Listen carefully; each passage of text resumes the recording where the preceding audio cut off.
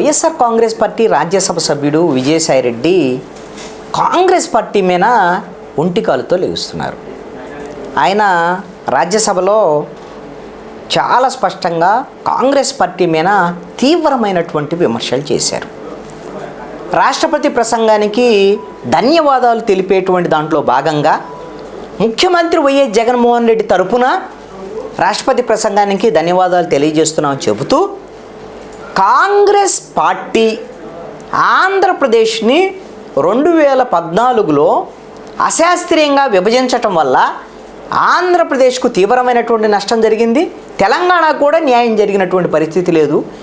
ఈ విధమైనటువంటి కాంగ్రెస్ పార్టీని అందుకోసమనే 2014 ఎన్నికల్లోనూ 2019 ఎన్నికల్లోనూ పూర్తిగా నోటా కన్నా తక్కువ ఓట్లు ఇచ్చి ఆ పార్టీని రాజకీయంగా సమాధి చేశారు అనేటువంటి విషయాన్ని స్పష్టం చేశారు. రానున్నటువంటి ఎన్నికల్లో కూడా ఇక కాంగ్రెస్ పార్టీ బతికి బట్టగట్టేటువంటి అవకాశం లేదు.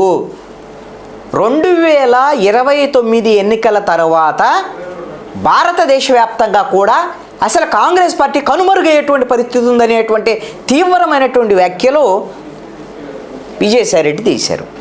వాటి దేశవ్యాప్తంగా కాంగ్రెస్ పార్టీ కనుమరుగవుతుంది అని విజయసాయిరెడ్డి, అంటే ఏపీకి సంబంధించినటువంటి అంశం కాదు, అసలు దేశం మొత్తం అసలు వీళ్ళు సరైన దారిలో వెళ్ళట్లేదు కాంగ్రెస్ పార్టీ, అసలు వీళ్ళకి ఓటేసే పరిస్థితే లేదు, 2029 తర్వాత అసలు ఉండనే ఉండదు కాంగ్రెస్ పార్టీ అనేటువంటి విషయాన్ని మాట్లాడారు.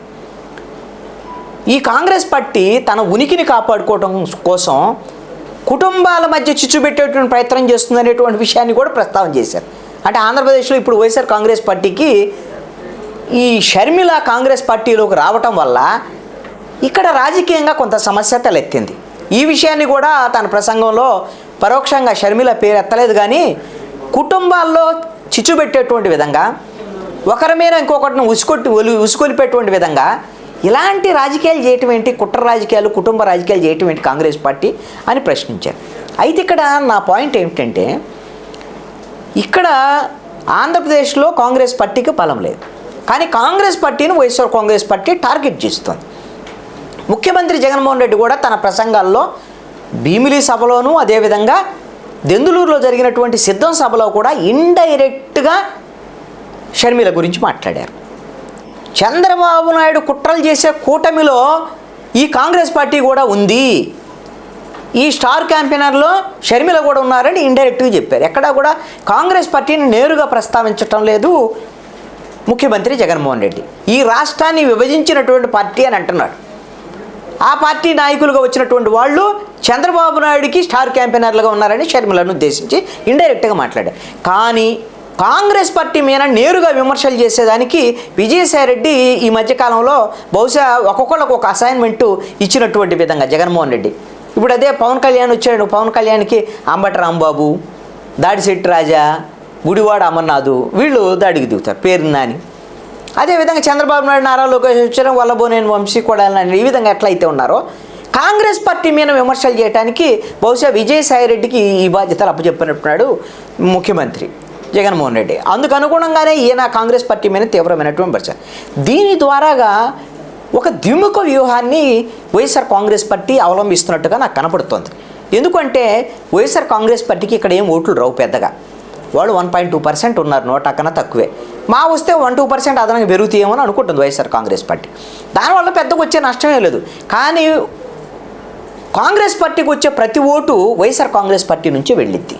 అందుకని చంద్రబాబు నాయుడు వ్యూహంలో ఆ కుట్రల్లో షర్మిల భాగస్వామ్యం అవుతుంది అని పేరు నాని కూడా ఈరోజు మాట్లాడాడు. ఈ విధమైనటువంటి కాంగ్రెస్ పార్టీని టార్గెట్ చేయడం ద్వారాగా, షర్మిలను టార్గెట్ చేయడం ద్వారాగా ఈవెన్ నమ్మొద్దు, రాజశేఖర రెడ్డిని అభిమానించేటువంటి వాళ్ళు ఈవెన్ నమ్మొద్దు అనేటువంటి విధంగా క్రిస్టియన్ ముస్లిం ఓట్లు వైఎస్ఆర్ కాంగ్రెస్ పార్టీ నుంచి కాంగ్రెస్ పార్టీకి వెళ్లకుండా షర్మిల చంద్రబాబు నాయుడు ట్రాప్లో ఉన్నారు, కాంగ్రెస్ పార్టీ వైపు వెళ్ళకూడదు అనేటువంటిది ఒక వాదన, ఒక వ్యూహంలో భాగంగా కాంగ్రెస్ పార్టీని టార్గెట్ చేస్తున్నారు. దాంట్లో భాగమే విజయసాయిరెడ్డి ఈ విధమైనటువంటి విమర్శలు.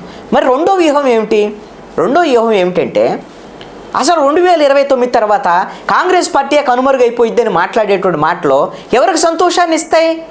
బీజేపీకి సంతోషాన్ని ఇస్తాయి, నరేంద్ర మోడీకి సంతోషాన్ని ఇస్తాయి.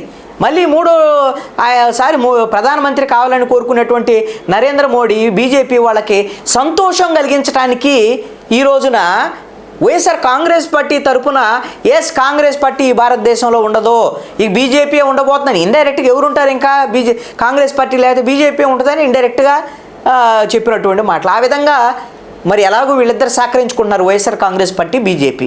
ఈ రాష్ట్రంలో అధికారంలో ఉన్న వైఎస్ఆర్ కాంగ్రెస్ పార్టీ, కేంద్రంలో బీజేపీ, మళ్ళీ బీజేపీ అధికారంలోకి రాబోతుంది కాబట్టి బీజేపీతో ఈ విధమైనటువంటి మిత్రత్వాన్ని కొనసాగింపులో భాగంగా బీజేపీ నుంచి సానుకూలత పొందడం కోసం విజయసాయిరెడ్డి పార్లమెంట్లో కాంగ్రెస్ పార్టీ మీద ఇంకా 29 తర్వాత కాంగ్రెస్ పార్టీ కనుమరుగయ్యేటువంటి పరిస్థితి ఉందనేటువంటి తీవ్రమైనటువంటి వ్యాఖ్యలు చేసినటువంటి సందర్భం. అయితే ప్రత్యేక హోదా ఇవన్నీ రాకపోవటానికి కూడా కాంగ్రెస్ పార్టీయే కారణం అంటూ కూడా పార్లమెంట్లో విజయసాయిరెడ్డి మాట్లాడారు.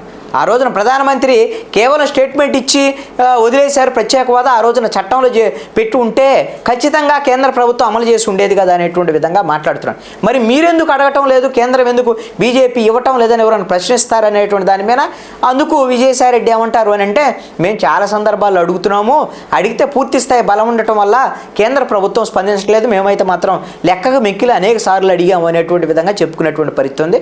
ఇండైరెక్ట్గా బీజేపీని కీర్తించేటువంటి విధంగా కాంగ్రెస్ పార్టీ మీద తీవ్రమైనటువంటి విమర్శలు వైఎస్ఆర్ కాంగ్రెస్ పార్టీ చేయటం వెనక ఆంధ్రప్రదేశ్లో కాంగ్రెస్ పార్టీని పుంజుకోకుండా చేయటం, కేంద్రంలో బీజేపీకి సంతోషం కలిగించడం, ఈ ద్విముఖ వ్యూహంతో వైఎస్ఆర్ కాంగ్రెస్ పార్టీ వ్యవహరిస్తున్నట్టుగా విజయసాయిరెడ్డి వ్యాఖ్యలను బట్టి మనకు అర్థమవుతుంది.